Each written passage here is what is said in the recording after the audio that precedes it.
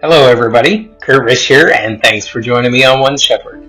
So today we are continuing our reading of the Old Testament book of 2 Kings, chapter 10.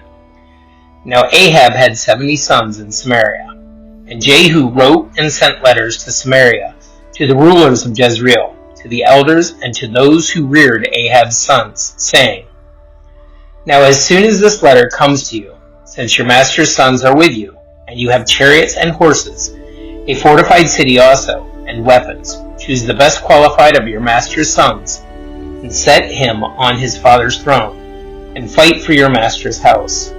But they were exceedingly afraid, and said, Look, 2 kings could not stand up to him. How then can we stand? And he who was in charge of the house, and he who was in charge of the city, the elders also, and those who reared the sons, sent to Jehu, saying, We are your servants. We will do all you tell us, but we will not make anyone king. Do what is good in your sight. Then he wrote a second letter to them, saying, If you are for me and will obey my voice, take the heads of the men, your master's sons, and come to me at Jezreel by this time tomorrow. Now the king's sons, 70 persons, were with great men of the city, who were rearing them. So it was when the letter came to them that they took the king's sons and slaughtered 70 persons, put their heads in baskets, and sent them to him at Jezreel. Then a messenger came and told him, saying, They have brought the heads of the king's sons. And he said, Lay them in 2 heaps at the entrance of the gate until morning.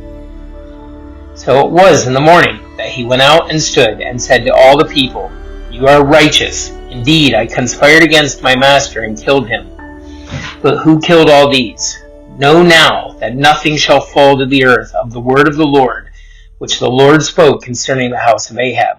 For the Lord has done what he spoke by his servant Elijah.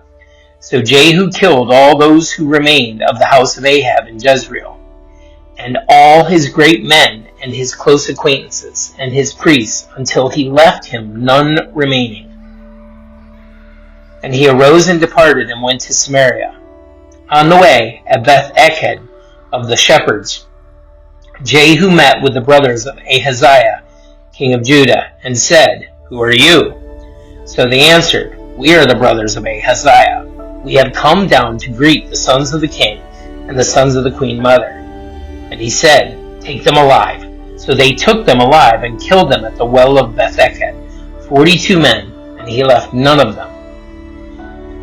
Now when he departed from there, he met Jehonadab, the son of Rechab, coming to meet him, and he greeted him and said to him, Is your heart right, as my heart is toward your heart? And Jehonadab answered, It is. Jehu said, If it is, give me your hands. So he gave him his hand, and he took him up to him in the chariot. Then he said, Come with me and see my zeal for the Lord. So they made him ride in his chariot. And when he came to Samaria, he killed all who remained to Ahab in Samaria, till he had destroyed them, according to the word of the Lord, which he spoke to Elijah. Then Jehu gathered all the people together, and said to them, Ahab served Baal a little. Jehu will serve him much. Now therefore, call to me all the prophets of Baal, all his servants, and all his priests. Let no one be missing, for I have a great sacrifice for Baal. Whoever is missing shall not live. But Jehu acted deceptively, with the intent of destroying the worshippers of Baal. And Jehu said, Proclaim a solemn assembly for Baal. So they proclaimed it. Then Jehu sent throughout all Israel, and all the worshippers of Baal came, so that there was not a man left who did not come. So they came into the temple of Baal, and the temple of Baal was full from one end to the other. And he said to the one in charge of the wardrobe, Bring out vestments for all the worshippers of Baal. So he brought out vestments for them. Then Jehu and Jehonadab, the son of Rechab, went into the temple of Baal and said to the worshippers of Baal, Search and see that no servants of the Lord are here with you, but only the worshippers of Baal. So they went in to offer sacrifices and burnt offerings. Now Jehu had appointed for himself 80 men on the outside, and said, If any of the men whom I have brought into your hands, escapes. Whoever lets him escape shall be his life for the life of the other. So we have a word study here, guys. The word study is hand. The Hebrew word is yad. The Strong's Concordance number is 3207. The Bible speaks often of hands in the literal sense, but because hands are involved in almost all human activity, the word is often used symbolically. Because hands do the will of the entire person, hands may represent someone's whole being. The physical position of the hands suggests a person's attitude. Uplifted hands symbolize either praise and petition to God or violence against another person. The expression, hand of the Lord, refers to his great power. Often the emphasis of this expression is on God's power in creation. Sometimes his power in judgment is emphasized, especially in the phrase, his hand is stretched out.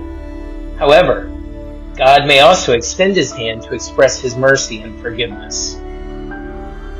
Continuing with verse 25. Now it happened as soon as he made an end of the offering, the burnt offering, that Jehu said to the guard and to the captains, "Go in and kill them, let no one come out." And they killed them with the edge of the sword. Then the guards and the officers threw them out and went into the inner room of the temple of Baal. And they brought the sacred pillars out of the temple of Baal and burned them. Then they broke down the sacred pillar of Baal and tore down the temple of Baal and made it a refuse dump to this day. Thus Jehu destroyed the Baal from Israel. However, Jehu did not turn away from the sins of Jeroboam, the son of Nebat, who had made Israel sin. That is, from the golden calves that were at Bethel and Dan. And the Lord said to Jehu, "Because you have done well in doing what is right in my sight, and have done to the house of Ahab all that was in my heart, your sons shall sit on the throne of Israel to the 4th generation." But Jehu took no heed to walk in the law of the Lord God of Israel with all his heart, for he did not depart from the sins of Jeroboam, who had made Israel sin. In those days the Lord began to cut off parts of Israel, and Hazael conquered them in all the territory of Israel, from the Jordan eastward, all the land of Gilead, Gad, Reuben, and Manasseh, from Aroer, which is by the river Arnon, including Gilead and Bashan. Now the rest of the acts of Jehu, all that he did, and all his might, are they not written in the book of the Chronicles of the Kings of Israel? So Jehu rested with his fathers, and they buried him in Samaria. Then Jehoahaz, his son, reigned in his place. And the period that Jehu reigned over Israel and Samaria was 28 years. That's it for our reading of the Old Testament book of 2 Kings, chapter 10. I pray that this has been a blessing to you. Please take a quick minute, hit the subscribe button and the like button below. If you have any comments or questions, absolutely put them. I'd be glad to chat with you.